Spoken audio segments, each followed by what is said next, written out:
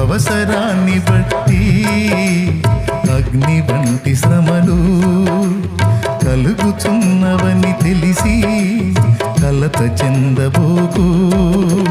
నిన్ను పిలిచిన దేవుడు నమ్మదగినవాడు, శోధనలో నిన్ను విడిచిపెట్టిపోడు.